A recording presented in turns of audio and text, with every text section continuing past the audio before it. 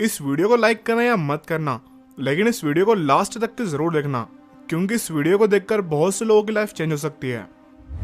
दोस्तों, video games बहुत ही interesting और एंटरटेनिंग होते हैं, क्योंकि वीडियो गेम्स के द्वारा हम एक अलग ही दुनिया में पहुंच जाते हैं। लेकिन कभी कभी गेम्स खेलते हुए हमें हारने से भी कुछ ज्यादा बुरा हो सकता है।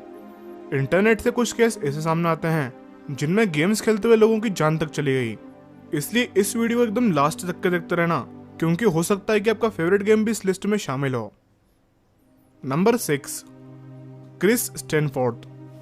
क्रिस स्टैनफोर्ड अपने एक्सबॉक्स से बहुत बुरी तरह से एडिक्टेड थे और वो अपने एक्सबॉक्स में हेलो 4 नाम का गेम खेला करते थे। और कभी कभी तो इन्हें गेम खेलते हुए 12 से 14 घंटे भी हो जाया करते थे। एक दिन जब वो अपने दोस्तों के साथ बाहर गए हुए थे, तब उनके हाथ से एक च्युइंगम का पैकेट नीचे गिर गया और जब वो उसे उठाने के लिए झुके, तब इतने छोटे से काम में उनकी जान चली गई। अब आप भी सोच रहे होंगे कि 12 घंटे तक तो गेम शायद आपने भी कभी ना कभी तो खेला ही होगा, जिससे आपको तो कोई नुकसान नहीं हुआ, तो फिर इस आदमी को ऐसा क्या हो गया।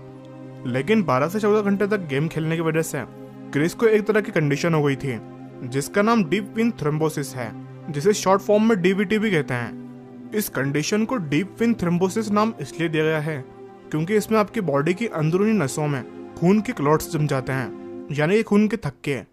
ये कंडीशन ज्यादा देर तक एक ही जगह पर बैठे रहने से और लंबे टाइम तक इनएक्टिव रहने से होती है।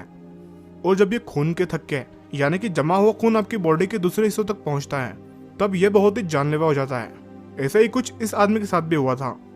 जब ये 12 से 14 घंटे तक गेम खेल रहे थे, तब गेम खेलते हुए इनकी बॉडी में खून के थक्के जम गए और जब ये खून उनके दूसरे ऑर्गन्स तक पहुंचा, तब उनकी जान चली गई। जब क्रिस एकदम से जमीन पर गिरे, तब उनके फ्रेंड साथ में मौजूद थे, जिन्होंने फौरन ही एम्बुलेंस को बुलाया। लेकिन अब कोई फायदा नहीं था, क्योंकि क्रिस की जान जा चुकी थी। Number 5, Subway surfers. दोस्तों, सबवे सर्फर्स दुनिया की सबसे फेमस गेम्स में से एक है और आपने भी कभी ना कभी तो इस गेम को जरूर खेला होगा, क्योंकि इस गेम के 1 बिलियन से भी ज्यादा डाउनलोड्स हैं। लेकिन कभी भी आपने इस गेम को रियल लाइफ में ट्राई करने की कोशिश नहीं की होगी, जो कि एक बहुत बड़ी बेवकूफ़ी है। लेकिन न्यूयॉर्क में रहने वाले 14 साल के एरिक रिवेरा ने ये सब कुछ रियल लाइफ में परफॉर्म करने की कोशिश की और वो अपने पास के रेलवे स्टेशन पर पहुंच गए और वो यहाँ पर पहुंचकर इस गेम को रियल लाइफ में खेलने की कोशिश करने लगे। लेकिन ऐसा करते हुए एक ट्रेन के नीचे आ गए और इनकी जान चली गई। दोस्तों, इससे आप ये बात सीख सकते हो कि गेम को सिर्फ गेम के तौर पर ही रहने दीजिए, उसे रियल लाइफ में ट्राई करना बहुत ही खतरनाक साबित हो सकता है। Number 4, virtual baby. South Korea में रहने वाले एक कपल प्रियस ऑनलाइन नाम के गेम से बहुत बुरी तरह से एडिक्टेड थे।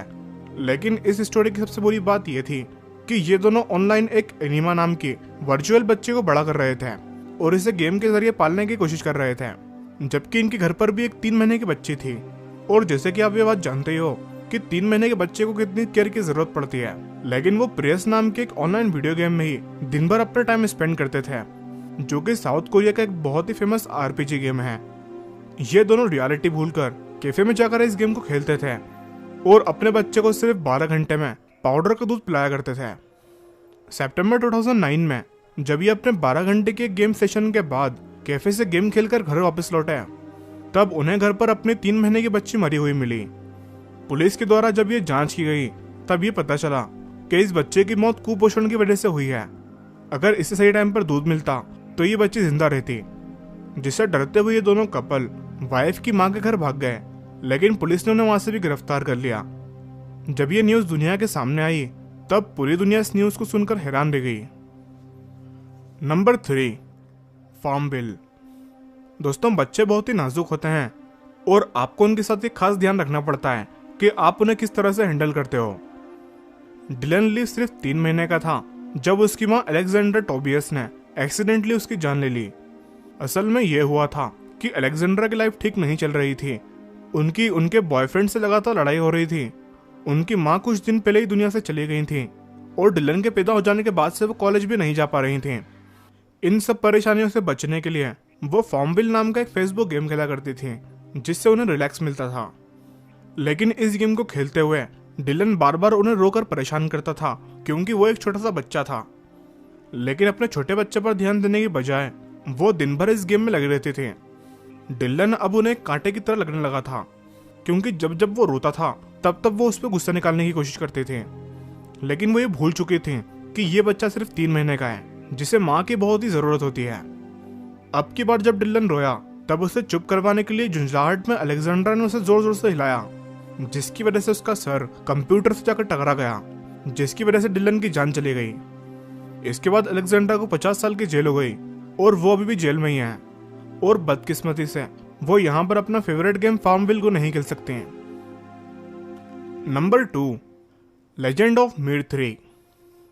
कुछ ऑनलाइन गेम्स इतने एडिक्टिव होते हैं कि उन्हें खेलते हुए लोग अपने आसपास के रियलिटी तक भूल जाते हैं।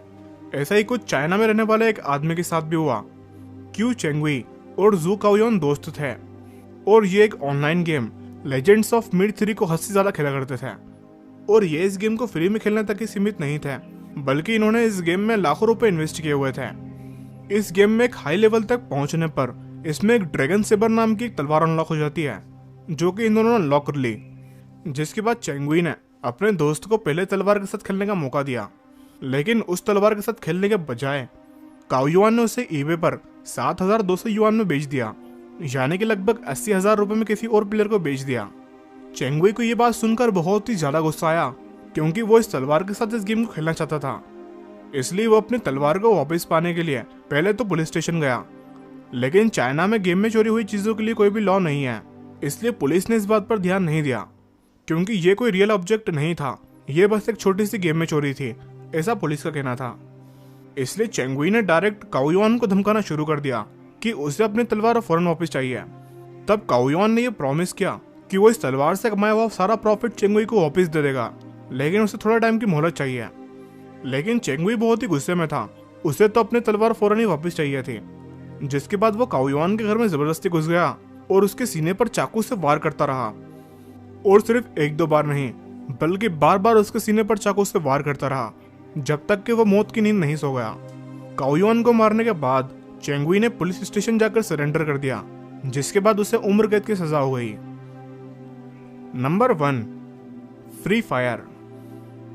दोस्तों, कुछ टाइम पहले की एक वीडियो में द नॉलेज बुक ने आपको ये बताया था कि फ्री फायर को खेलते हुए किसी की जान नहीं गई है, लेकिन जैसे जैसे फ्री फायर फेमस होता जा रहा है, इसे खेलने वाले प्लेयर्स भी हद से ज्यादा इस गेम को खेलने लगे हैं, जिससे कि ये उन लोगों की दीवानगी बन चुका है। हालांकि इसमें गेम की कोई गलती नहीं है, बस प्लेयर्स को इस लिमिट में खेलना चाहिए। दोस्तों, ये केस अगस्त 2020 का है, जब अहमदाबाद गुजरात का 11 साल का आकाश तिवारी अपने घर से मिसिंग था, जिसके बाद बहुत ढूंढने पर आकाश की लाश पास के घर से मिली। यह घर अमन नाम के एक 20 साल के लड़के का था। अमन आकाश का ही एक दोस्त था और ये दोनों साथ में फ्री फायर खेला करते थे।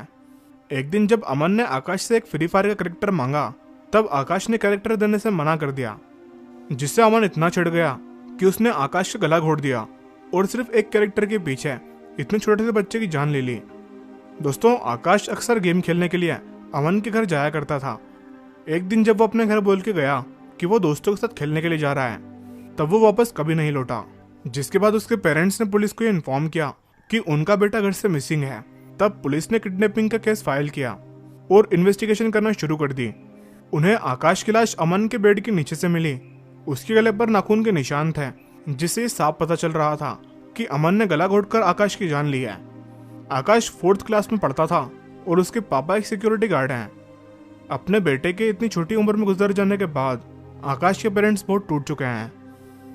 दोस्तों, कोई भी गेम आपकी लाइफ से बढ़कर नहीं है, इसलिए गेम को आपको एक टाइम लिमिट में खेलना चाहिए, जिससे आप बिल्कुल हेल्दी रह सकें और अपनी फैमिली को भी टाइम दे सकें। दोस्तों, इस वीडियो में दिखाया गया कौन सा एक्सीडेंट आपके लिए सबसे ज्यादा शॉकिंग था, नीचे कमेंट करके जरूर बताना। वीडियो अच्छा लगा हो तो लाइक करना और इस वीडियो को ज्यादा से ज्यादा शेयर करना, ताकि सभी लोगों तक ये इन्फॉर्मेशन पहुंच सके और शायद आपकी वजह से उनकी लाइफ भी चेंज हो सकती है।